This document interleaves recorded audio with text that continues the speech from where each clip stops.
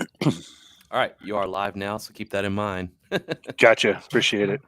All right, welcome everybody to Warrior Mindset Live. I'm happy to have Daniel Jackson here with me today. Before we get too deep, I want to say thank you to our sponsors, and if you guys would check it out, Tacticalories, some really great seasonings and things. Plus, their name is awesome. And Strike Force Energy. If you buy anything at those stores, use Warrior Mindset for your checkout code. We get a little kickback, so thank you for that. What's up, Dan?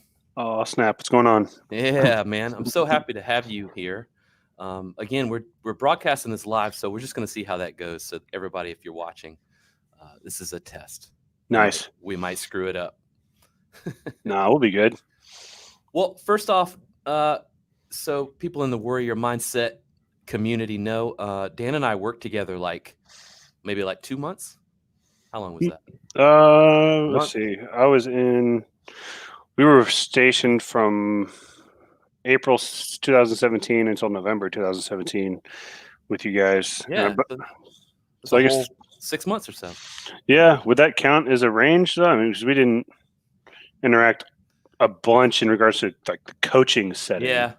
But we knew each other. Let's claim it. Okay.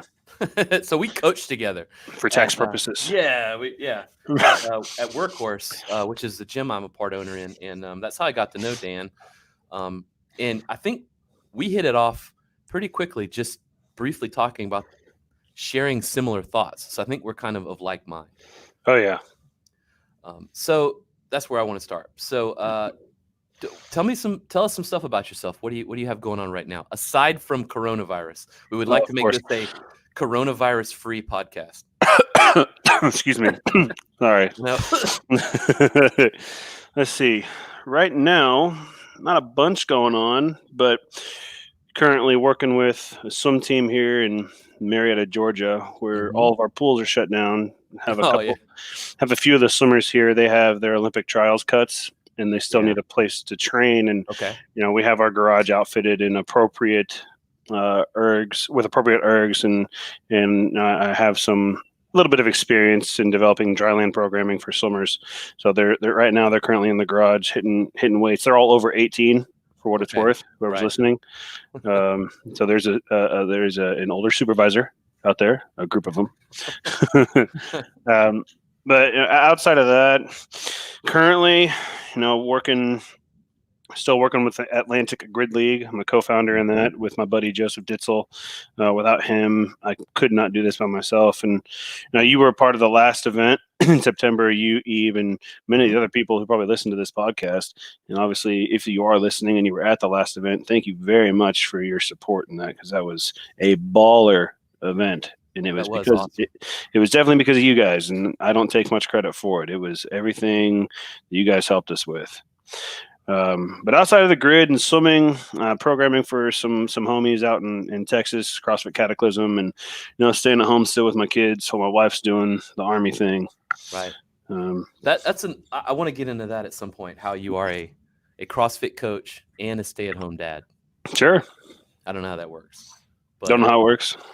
Do you? No. It's all trial and error, man. Just like life. So that's a great place to start. So, what's some of your coaching? I don't want to name drop. You coach swimming. Who are some of the people you've coached in swimming that we might know? Current American record holder in the 100 breaststroke, Ian Finnerty, is probably the biggest name in swimming that I've worked with directly.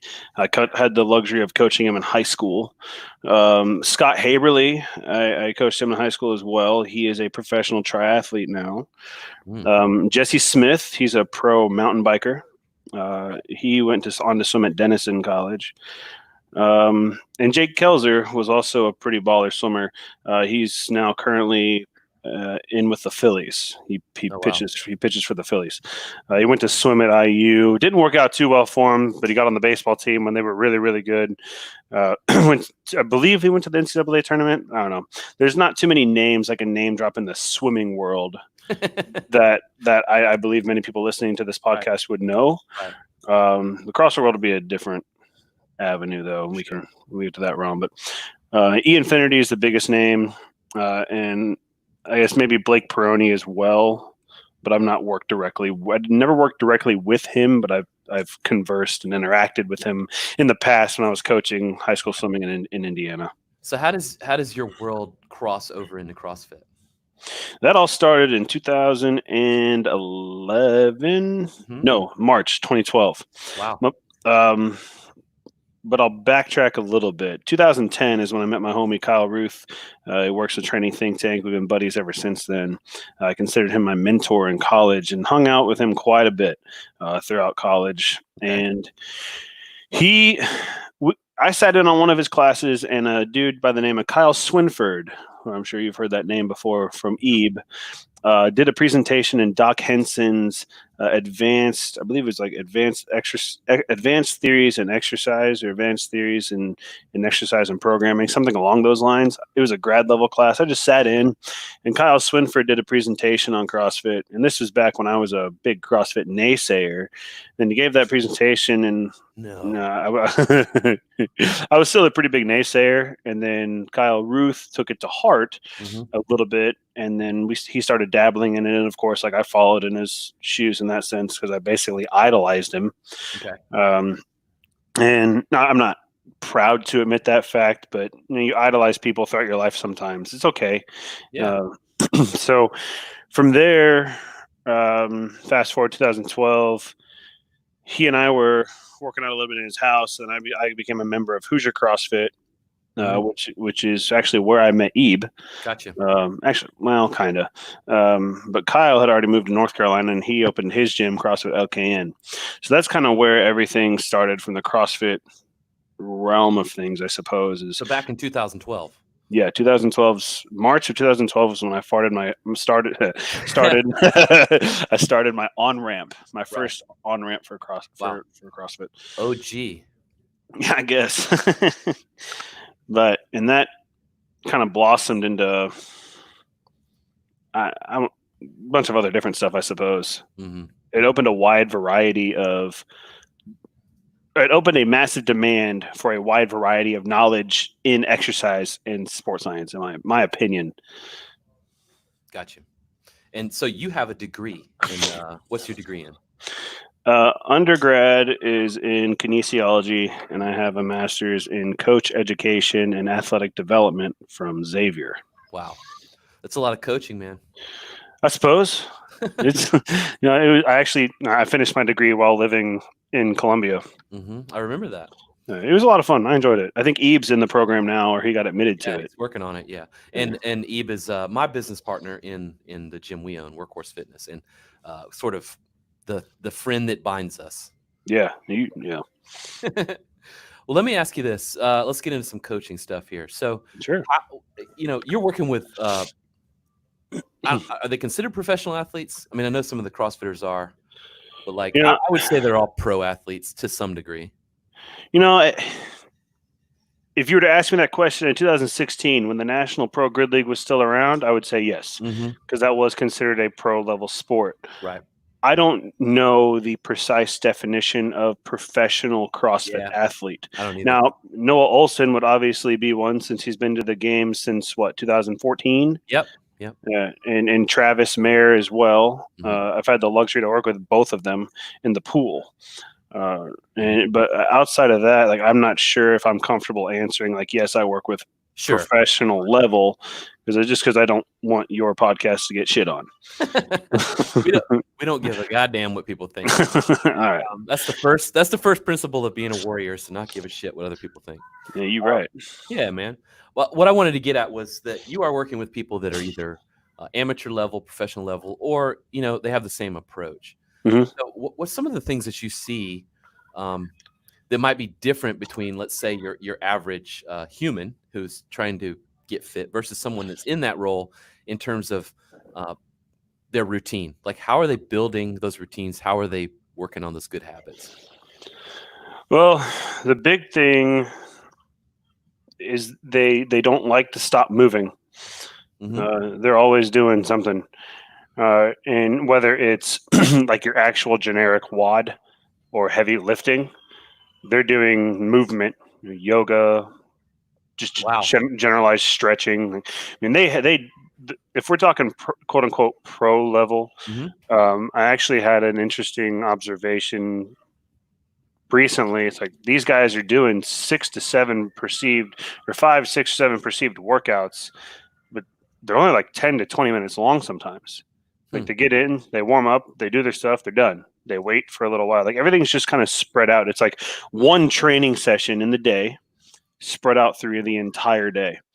So that's one thing is like, I'll just use myself as an example. Like me personally, like I want a good hour to 2 hour long session in, and that's where I struggle with motivation to get into the gym and get in and do that hour to 2 hour long session because I think that's what it needs to be. When the reality is like I could do Tabata sit-ups right now if I wanted to. Right. Rest a little while, get another get another get a little bit of free time again, and do Tabata jump rope, Tabata squats. Hey, I could do 100 burpees right now if I wanted to, or shoot, just bend over, touch my toes, and stretch. Shit, like input movement here for a short amount of time. So, like the old timey thought is I have to do an hour long session to feel worth a damn, and then that 1 hour will set everything apart. It's not necessarily true, I don't think, in regards to differentiating mindset of movement and non-movement.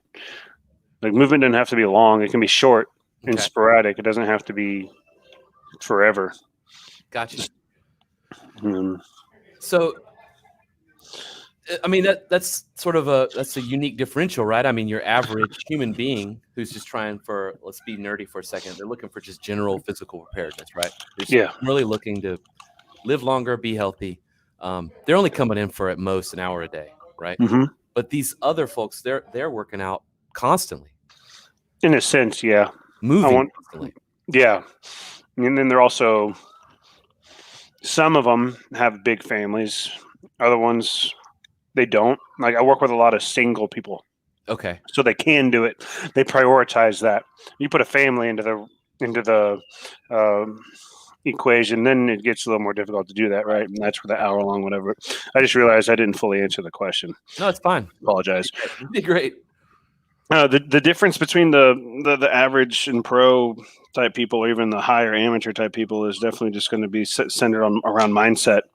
They're wired differently, and it's unique wiring because there's no ego involved for the most part. Okay. Let's dive into ego. We talk about ego on the show a lot, right? Nice. And I mean, as a coach, I'm sure you encounter that a lot as well. Here and there, sure. So the last time I think I spoke to someone, we discussed the good and the bad of ego, right? So at some point, you need a little ego. Yes. You need a little bit of something that makes you want to be an athlete in the first place, right? Yes. But it can be a bad thing if you stop listening to coach. Yeah. Let me just, have you heard this one before? Let me just do it my way. Yes. Okay.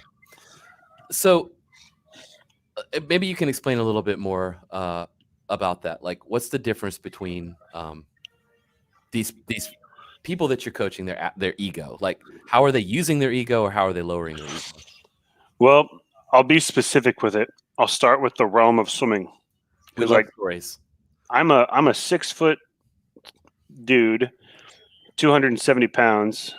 I look eerily similar to Shrek with hair. Right? I am quote unquote coaching Noah Olsen body types, or Sam Briggs body types. For those of you who don't know who those people are, they're basically ripped to shreds, beautiful people, and like the poster child of health, right? Yes, if you were to look at chiseled bodies, they are very much right. Or Annie Thorisdottir too. This fatty is teaching these people how to swim. Why? Why are they listening? Well, they admit the fact that, hey, I'm not very good at this movement, and I don't have a ton of exposure to it. Why am I going to overstep the boundaries of teaching when this person has a skill that I don't? Like, it's almost a sense of I want to take advantage of this person's ideas and thoughts. It's like me talking to you about fighting, Gene. Like the reason, or any type of that stuff, right? I get it. I can punch a heavy bag, sure, but am I doing it right? I don't know, probably. But even if like you came over to my house and like taught me how to hit it, I'm not gonna be like, Gene, I know how to hit something hard. No, I want to know how to hit something hard, how to hit something hard well, and how to do it repeatedly without hurting my wrists, my hands, my Yeah. ego, whatever. Right. So there's a stage of that ego submersion. They have a big ego, but when it comes to skill set, they don't. They're not Mhm. going to say I'm perfect at everything because CrossFit's a sport of failure specifically, and Mhm. really every sport is a sport of failure in a realm, in some type of regard. And I think that's wonderful. I think failing is wonderful, personally. Right. Well, that's the tenet of the warrior mindset, is to be able to fail and get back up, Yeah, to not take it personally. yeah. That's incredible. So, I mean, that's sort of the difference, right? These people are looking to win, and they know the route to winning is through you. In swimming, yes. Yeah.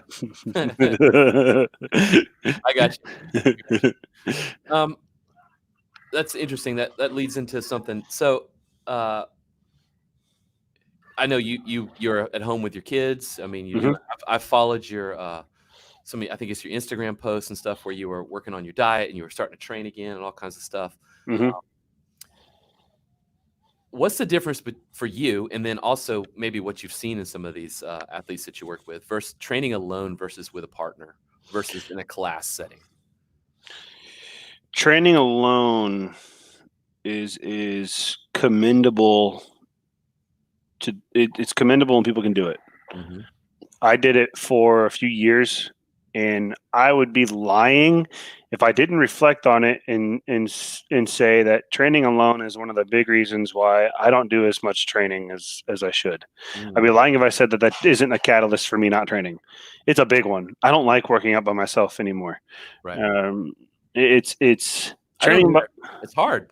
It's very difficult, and it's a lot more fun for us Joe Schmoes to be a part of, Yeah. a group, because these people, these pro level people, they have a defined journey, they have a defined path that they know they need to take. They accept it, and it's like you referenced me getting my diet on track and whatnot when I was doing intermittent fasting. Like I was doing intermittent fasting, my freaking breakfast was 12 to 14 cups of spinach and maybe some grilled chicken or eggs, and then like a couple pieces of toast with avocado on it. Right. That was my breakfast.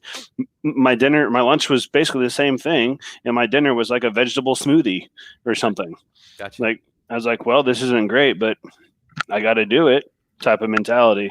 That's how they are in regards to they have to train by themselves. I'm using that as an example to Mhm. like Oh yeah. their mindset and training by themselves. Like they have to do it in order to progress forward.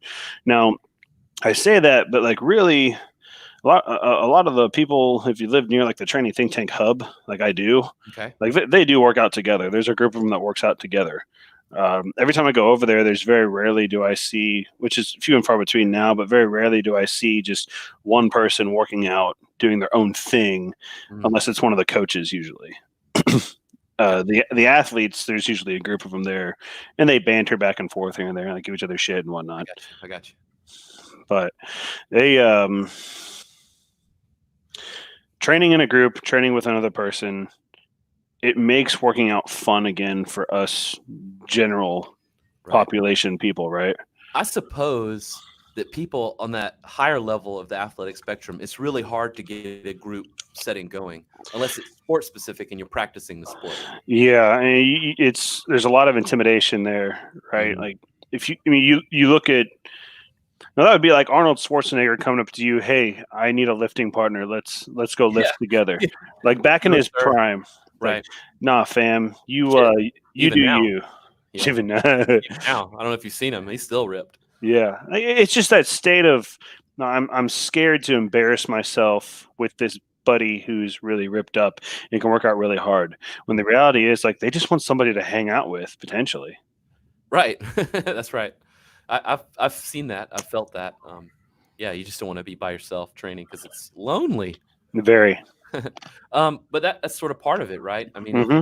you have to be willing to walk alone. One of the things I've told people before it, because we ran these. If you're in the industry at all, you've seen these challenges where you get a bunch of people to join your gym at one time because they're going through like a nutritional challenge or whatever. I usually tell those people when they come in the first day in their group, I'm like, look around you. You're going to have to learn how to sort of do this by yourself at some point because these people probably won't be here with you a year from now. Yeah, it's true. And I imagine even on that higher level, it's even more so because the people just can't hang, like for many reasons. Yeah. Maybe it's just family, like you said earlier, or their body falls apart. So let's Yeah. let's talk about that though. So I sort of equate that to grit. I'm sure Hmm. you've A heard that term before, little bit. a little bit. So, what is grit to you, and how do you develop it in yourself? So grit's a really interesting topic because have you ever read the book Range by David Epstein? I haven't.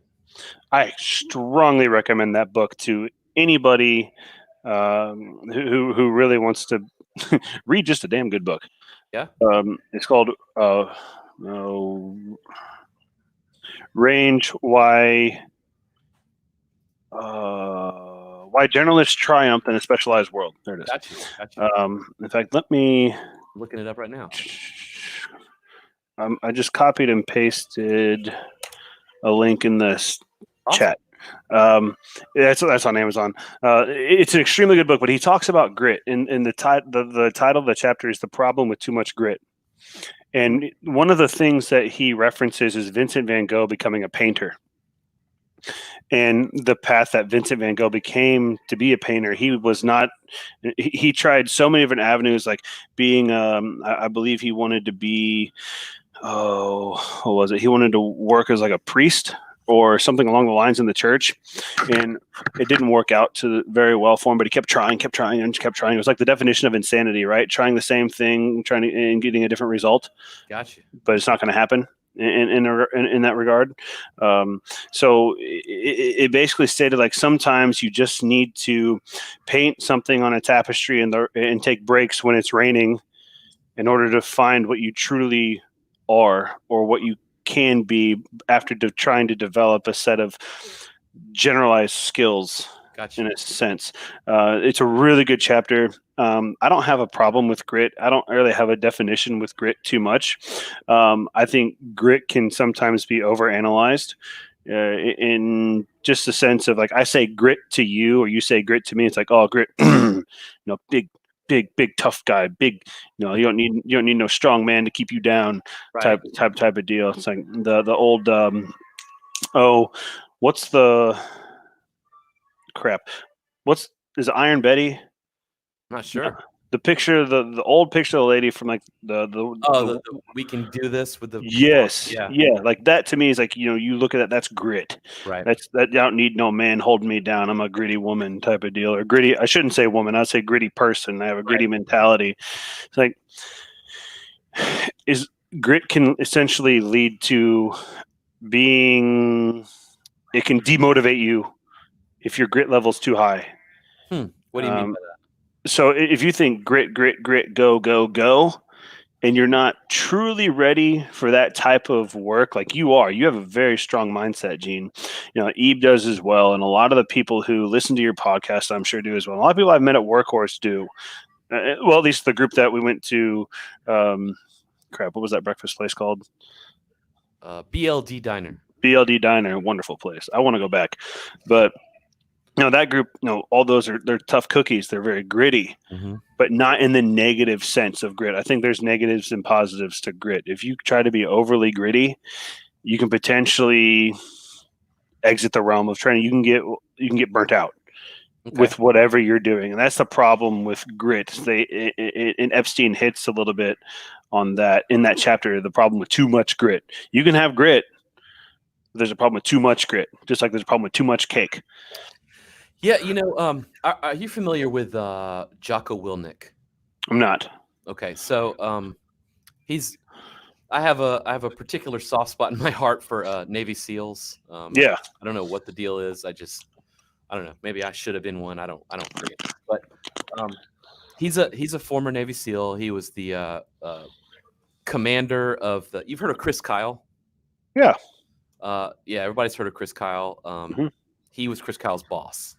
Ah. So he ran the whole thing. Anyway, he's got a podcast. It's a great podcast. And he talks about the Navy SEALs say, never quit, never give up. And I love that saying. I have it on T-shirts. Mm-hmm. But he's also saying, don't be stupid about it, right? Yeah. Like, Yeah. like, yeah, never give up, but like, you might have to change the way you're doing things, right? And maybe Yeah. that's what you're getting at with too much grit, is that you can be too hard-headed. You can be too like, just I'm running through this wall no matter what. Yeah. Sometimes you need to stop and be smart, You're dead on. That's like essentially what I like was getting training at. through an injury. Oh yeah. We Yeah. see that a lot. I mean, so a lot of I don't coach semi-pro or pro athletes, but I still see that in the regular population of people, in that they will try to train through an injury. They won't tell you they're hurting.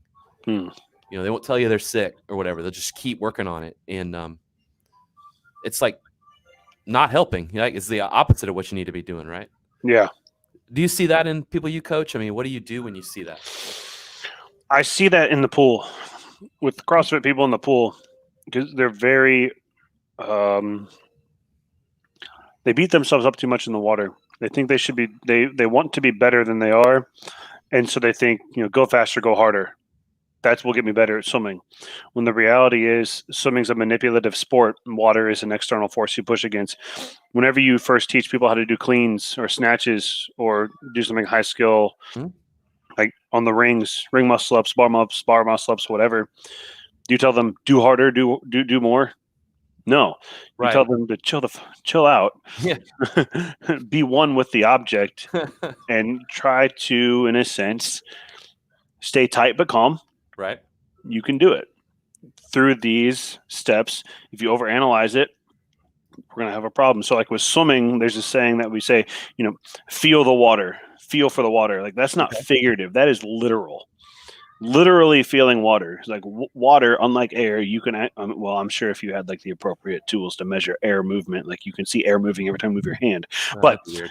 It's like thermal whenever someone farts and you look on it. No, there is something where you can see like air actually move. I don't know what the camera's called, but you can measure water being moved, and you can literally feel the water you're pushing against. Mm-hmm. And that doesn't, until you're able to understand the appropriate level of push and pull in the water, you're going to think go faster. No, you manipulate the water through appropriate mechanics, just like you can manipulate your body kind of around the barbell properly. Right. I shouldn't say around, but you get it. I know what you're saying. For cleans and snatches. I'm gonna go on a big tangent, so I'm gonna stop there. No. I don't have unfortunately, I don't have the time to go on a long tangent. Oh my God, it's like a 40-minute tangent. We're in trouble. It'd be pretty long, dude. I'm not gonna lie. And I would start rambling too much, but you get it. Like, it's something where you don't need to have a bunch of grit for swimming until you understand how to swim. Wow. That's something Yoda would say. Only backwards. Let's talk about the big subject of this show, is mental toughness, right? So what do you find that you have to work on mental toughness with some of these folks? Like, we're talking about grit, it sounds like most of them sort of come pre ready to go. Like, they're all gritted up, they're ready to dig in. A lot of them do. I would say the majority are only, in a sense, mentally weak due to overanalyzing their skills and beating themselves down. But a lot of them practice meditation about every night, be it prayer, reading, literal. I mean, it's all a form of meditation. Doing progressive muscle relaxation. Your standard, like the Buddhist definition of meditation, that type of deal. A lot of them do that. And a lot of them consider, yoga or Pilates their version of meditation as well. No, I think mental toughness is something. I am not going to state anything along the lines of you have to train mental toughness this way, because I don't know what that way is. I do believe that there is a such thing as mental strength training. Put quotes around it. Sure. That was in the book A Champion's Mind. Also a very good book. For those who haven't read it, I recommend it. But mental toughness, I put quotes around toughness just because to me it's a vague term, because there are varying degrees of mental toughness. The people I work with, they are mentally quote unquote tough, but they're weak in a subcategory. So they're on the other end of the spectrum, right? They're not at the point where they have to learn how to push through 2 hours worth of competition. They're on the other side of that where they've done that and they are like self-doubting their performance. They're worried about their performance before they get in there. In All a right. sense, yeah. So have you prescribed meditation for anybody? Oh yeah, I prescribe Yeah. I prescribe specifically progressive muscle relaxation for my. I apologize for the people I work with in Texas Okay. about every week. Wow. So what is that? So progressive muscle relaxation is a series of using contractions and relaxation coupling with the breath. So Huh. there's a really good. Let me see if I can find it, and I'll copy and paste it and put it in the this chat here. Dartmouth program has a really good audio that you follow, Okay. and it very well may be the best one I've heard. Yeah, here it is. Copy. Paste. So like you start like squeezing your hands as hard as you can on an inhale. You inhale as deep as you can, squeeze your fists, clench your fists. You exhale and then you relax your hands completely to where they're just completely chilled out and they feel like they're sinking literally like into the ground. And then you move up to your forearms and arms and shoulders. Then you go down to your feet, calves, quads, hamstrings, butt, abs, face. You essentially contract every single muscle in your body through a series of cueing, and then you exhale. As you exhale, you just relax each time. It's something that I know a lot of anxiety psychiatrists use for anxiety. People with really bad anxiety and depression, but it's also really good. Like if you're having a lot of soreness, then you can just feel a lot better the next day. At least we used to use it a lot during taper time for swimming in high school to help the kids get in a good mindset. Okay. And Kyle, when I say we, I mean Kyle, Ruth, and myself. We would use it, and it worked really, really well. That's awesome. Have you done any breath training? I mean, Oh, I'm going to like say you probably have because you're a swimmer, but yeah, like Wim Hof right. breathing. That's good stuff. And then in the pool, hypoxic work, meaning go all the way all the way to the other side of the pool, underwater, no breath, go. So that's holding your breath while you're expending energy. Yeah. Okay. The main purpose there is so you don't break your body line in the water. Got you. Huh. What about you? What have you personally done in terms of breath training? Wim Hof is about it, honestly. Really? Yeah, and then just some tempo breath.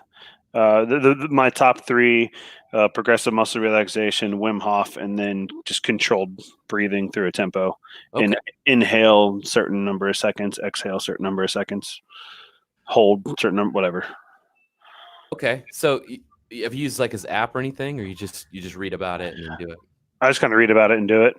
Okay. Well, the progressive muscle relaxation, I follow that. I just put headphones in my ears and listen to that link that I put in there. And hopefully the people, if they're able to see your show or whatever. We'll share all that stuff in the comments and everything. Oh, okay, cool. Absolutely. Have you done any box breathing? Have you heard of that? I haven't. No, I'm not familiar. Wow. Okay. So box breathing is like, let's see if I can do that backwards. So it's like, imagine a box, right? So you breathe in, and as you're breathing in, you count whatever, like 4 seconds. Then you breathe, and you hold it for 4 seconds. And you breathe out for 4 seconds. Then you hold it for 4 seconds. You breathe in for 4, and you just do that over and over and over.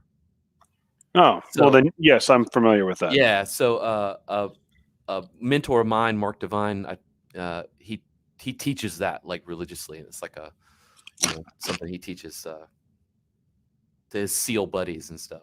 And it's helped me, and I've coached people with that. And I think breathing is like, it's so weird. It's like the thing we do all the time, but we never practice it. Oh yeah, it's kind of weird, right? Yeah. And you think, well, hell, man, I practice breathing every second of the day. It's like, well, no, you're using breathing. You're not actually working on your ability to breathe better. Yeah.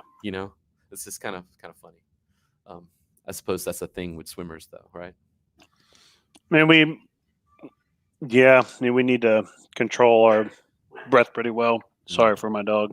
Oh, you're great. So it sounds like, uh, the difference. I don't know. I don't want to say it's a difference. I mean, it's everyone has a certain level of dedication, right? But it Hmm. sounds like if you are pursuing this path of athletics, you're pursuing this path that where you want to be a professional. Um, it is dedication, right? Yeah, everything stems back essentially to your level of dedication or ability to dedicate, sacrifice. So how in the hell do you coach dedication? How do I coach it? Yeah, how do you coach it? Oh man, how do you force a horse to drink water? Uh, You have to. I honestly like that is a very unique question, Gene. I've truly never thought of that. No?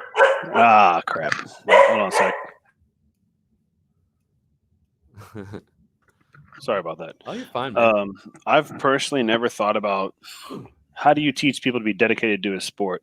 Mhm. Uh, I apply for the swimmers. I guess I can say I applied developmental psychology to sports. Um, and for the adults, I treat them as adults. And if they choose to continue, the biggest thing is like people like to say, like, I'm not where I think I should be. Mhm. It's like, well, where were you a year ago? Well, I couldn't do a pull up. It's like, well, now you can do 60. So, like, Yeah, well, what's the problem? You're right, getting progress and you're getting good progress. right, Like, oh, well, I guess I never put it in that. No, I never put it in that picture. I didn't right. piece that together. It's like, well, okay, now how dedicated do you feel to training? Oh, really dedicated. Gene, I guess that's the best I can answer that, man. No, that's awesome. I mean, that is one of the techniques that I've used where you're like just showing them their progress, right? Yeah, I mean, it's manipulative. Is it? It's kind of like No, it's not. job It's as not. a coach, right? Oh, absolutely, it is. To That's funny. manipulate you to the best result that we can get out of you. That's right. Yeah. Get gains. Gains. All right, so that's some good stuff there, man. So where can people find you? Where can they find me? 335 Springs. No, I'm just kidding. We'll be there soon. I got Instagram. Let's see. I'll type it out here. Oh, actually, I gotta look it up. I don't really know what my That's, Instagram. I'll seek it out for you. Okay. I have an Instagram. I have a Facebook. I think it's pretty public. Mhm. If you find, I mean, Atlantic Grid League is the best place, Okay. or Marietta Marlins is also a good one. That's a swim club that I coach. Okay. But for everyone, Instagram is probably the best route since that runs the fitness industry as a whole. Yeah. Anyway, I mean, Yeah. it's unfortunate, but it is what it is, right? Now, if you don't have the ability to put out peer-reviewed articles, like I don't, then Put it Instagram. yeah, that's right. Here is my opinion via Instagram. Kind of peer reviewed. Yeah, in a sense, yeah, peer-reviewed to get. Well, never mind. Yeah, Atlantic Grid League's the best, like the easiest I can say. But no, if you wanted to share my Instagram or whatever too on here, that's fine. I'll drop that in there. Guess So that's I don't know if you had a second to prepare. If you don't, you can take a second. Do you have a favorite quote? Do you have something that you like to tell people? I have a variety of quotes. So I'm definitely not a big guy on quotes. Like quotes to me are in a sense arbitrary. Right. They shouldn't matter but it's like teaching people that you can live life wonderfully through these words. But it takes a whole lot for me to find a quote that resonates. And I had one of my favorite quotes back in the day was, from Yogi Berra. It was kind of a trolling quote. Baseball is 90% mental. The other half is physical.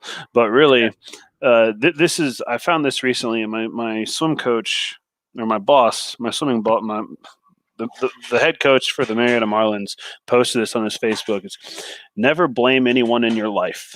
The good people give you happiness. The bad people give you experience. The worst people give you a lesson. The best people give you memories. Ooh, that's very Buddhist. Yeah, Very Confucius. I really, really like it a lot. I like that. It makes me very happy. You guys heading out? All right. Sorry, my homies are leaving. Oh, Um, that's probably my favorite quote as of now. On it, good one, man. it's not. It's just because, especially in today's world, the individual is never at fault. Accountability is not a thing Yeah. when it should be. I've been talking lately with some people. It's like, if you have a problem with somebody like here in front of you, talk through it as adults and then move on. It's not hard. Like, That'd be it. don't blame them for you being pissed off, and they shouldn't blame you for them being pissed off. Like, talk about your issues, agree to disagree if you want, and then move on in life. Right. That same guy, Jocko, he has a book. It's called Extreme Ownership. Mm-hmm. And I have heard of that book. So you should read it. The title's like Extreme Ownership, and you hear the guy talk, he's like, I'm fucking Jocko, I'll punch you in the face. But it's like it's not really extreme. It's just sort of what you just described. It's like just own it. Like if you are responsible for getting something done, do it. Don't bitch about it. Don't blame other people. Just do it and own it. And if you screw up, apologize. Work through your issues. Yeah, I mean, like, wow. It's not hard to be an adult. It's not, but it really is. Sometimes I don't wanna. I don't wanna quit it, Mom. I don't wanna. Do you parting shot? Do you have any stories of someone? Maybe you coach. You don't have to name names that was a total jackass in this term. Who never took accountability for their actions? Yeah. I'm just kidding. You don't have to. Yeah. No, oh man, where to start? Dude, there's a handful. Right. Oh my god, especially with high school kids. Oh man. There's a kid that I have right now that just will not take any accountability for his actions. And he has been my project for the past year. He's gotten a lot better. It's a noble project, man. It's been fun. Really. He has gotten a lot better. Like, he's the type that's like, I don't have to show up on time, and if you yell at me, you're an asshole. Yeah, well, you're going to go swim at a very big name college. You just wait until you say that to your coach, and then you lose your scholarship and everything. I don't say that to him at all, because I'm going to try to fix him before he leaves. Let me ask you this: does this person have a lot of physical, natural talent? Yes. Do you find? I've said that I didn't come up with this. Someone said it to me, and then I've noticed it over the years, and I agree. And I will say this: that I would rather coach a room full of people. It's going to sound bad, but I think you'll get my point. I'd rather coach a room full of people with no natural talent that I have to build from the ground up than one person that is so full of natural talent, but yet won't do anything. Absolutely, because the people with the natural talent thinks they're never going to fail. Yeah. The people who don't have the natural talent are going to fail a lot. And that's another big thing that in range they talk about this is failing, how it's too easy to not fail. Mm-hmm. Specifically, he talks about the education system, how we as a teaching and education society do not allow failure when we should allow failure to promote growth. Like I said, I'm a huge advocate for failure. I fail all the time, and I'm proud of it. Yeah. And I don't. Natural talent people don't fail. At least they don't think they're going to fail, so they don't listen. Yeah. It's frustrating. It's like if we could combine the two, man, you have like a super athlete, right? Oh yeah. Oh yeah. Yeah. It's kind of gut wrenching sometimes to watch it happen. Yeah. And it breaks my heart whenever you see the people who are really naturally talented. They enter that, the deer in the headlights look of what just happened, because they're so blindsided by failing. Mm-hmm. I feel bad, but sometimes it's like, hey, take that, you little bastard. Sorry, no, I shouldn't. I should never say that. But yeah, it does. It's very heartbreaking, because it's like, when your kid gets injured for the first time, it's like, oh man, poor kid. We're gonna work through that. But I just find those people, we were talking about grit and mental toughness. I just think that is inherently something that, one, you do build through failure, but two, those people that are sort of starting at that ground zero, they work through that. Like they just expect it and they just kind of keep plowing ahead. Hmm. Um, it's beautiful, and I would rather be around that more than the other thing. Absolutely. Teaching people with no talent is a lot more fun as a coach because they're a lot more coachable. Yeah, Obviously, we're talking selfishly, right? I mean, yeah, yeah. it's This is my podcast. That's what I want. we can say how wrong it is, but every coach likes to coach people who have no talent. Well, relatively no talent than those who do. I'm glad you brought that up, Gene. Thank Yeah, you. and even that, like saying no talent, that's not really true because you know it's about developing that skill, right? Hmm. Some people can just kind of like fall backwards into skill, right? Just they naturally can feel where their body is. They can naturally run fast or breathe better or whatever. So they just kind of fall into it. If you have to work on those building blocks over months or years, you earn it. You know what I mean? Hmm. And you protect it. And those people usually become the most driven people I've ever been around, and that inspires the shit out of me. Oh yeah. Like for my own sake, because I don't know about you, Dan, but like I'm not a mid-level or higher athlete by any stretch of the word, but like everything I've gotten, I have earned through blood, sweat, and tears, just grinding out on it. Like I'm the guy that needs like 5,000 reps on one thing just to be able to do it well, you know. I got you. Um, and when I see someone else doing that, I'm like, we're friends. We're friends. I can see you from across the internet. We're friends, you Oh know. yeah. I don't know. Maybe that's where we hit it off. I don't know. You always seem kind of naturally talented. I've seen you do muscle ups, and Well, that was it luck. just impressed the hell out of me. What was No, it? man, it took me 8 months of doing the same Yeah, drills. yeah. Literally the same 3 or 4 drills for 8 months. Right. I'm While still working on it. I mean, you'll get there. It's just that was honestly, you talk about mental toughness and grit. That's Yeah, the most yeah. grit I'd ever had in my life is to get a ring muscle up at 300 pounds. That was all just making sure tendons weren't going to explode and making sure that I had the transition down Oh, man. pat. But that's. I mean, we're not here to talk about my success in that. That was all luck. Well, I tell people all the time, one of the common things we work on is just people wanting to do pull-ups, right? That's like a Yeah. super common goal. People are like, I want pull-ups by the end of the year.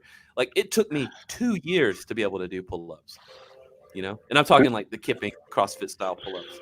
Yeah. Um, 2 friggin' years. And I tell people that and they're like, what? I'm like, dude, you got to keep working on this. This is not Yeah. something you do like one session and then like, hey, I got it, by Yeah. Tuesday.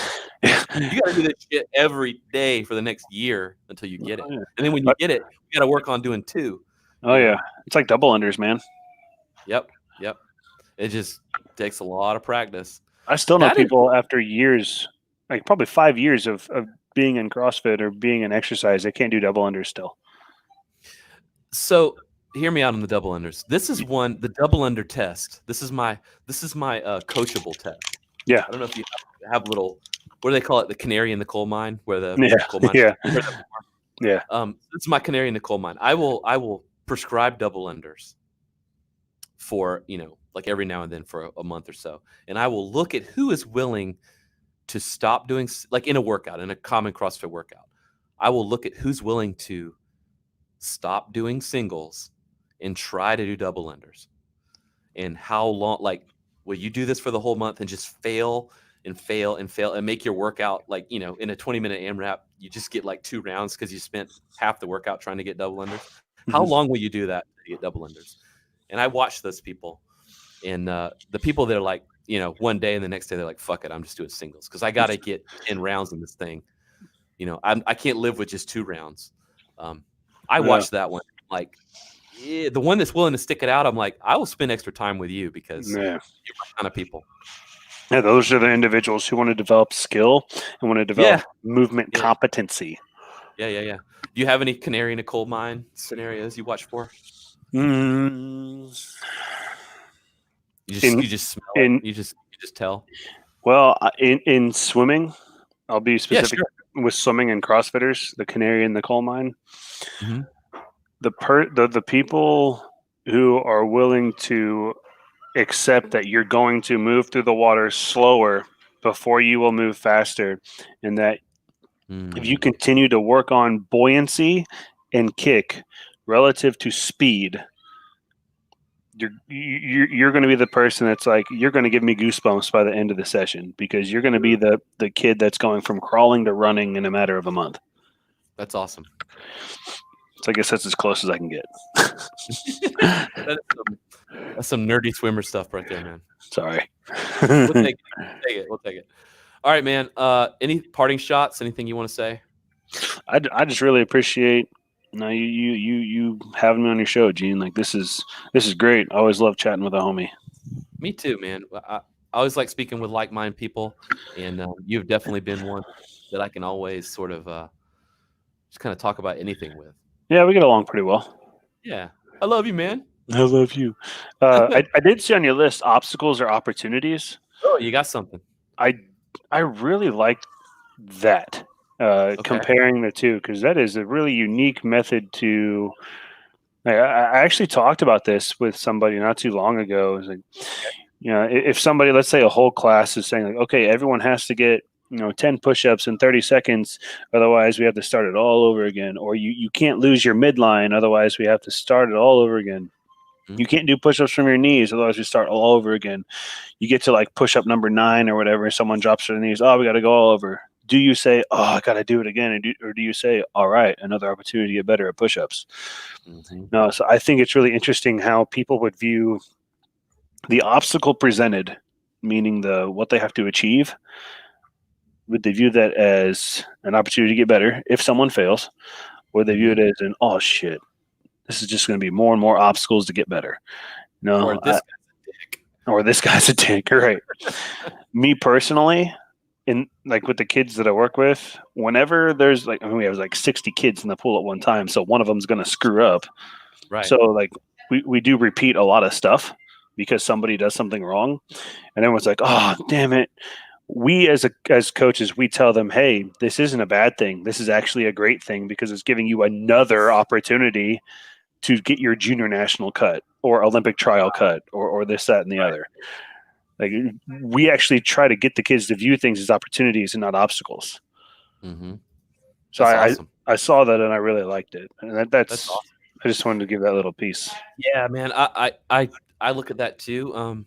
That's a really hard one to sort of self-manage on. Oh yeah. You could fall in that trap so fast of just like not like just hating life, Absolutely, dude. I'm with you. I think it's super important to try to have to kind of check yourself. Do you have anything? Yeah, exactly. Do you have anything that you sort of help sort of self-regulate or sort of self-check yourself? I mean, what are some tools that you use or maybe teach your kids to use?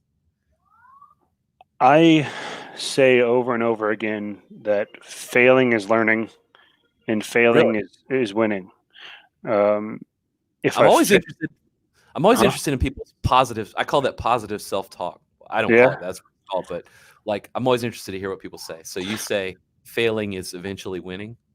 Failing leads to success. If at first, the old Abe Lincoln quote, if at first you don't fail, try again and whatnot. Right.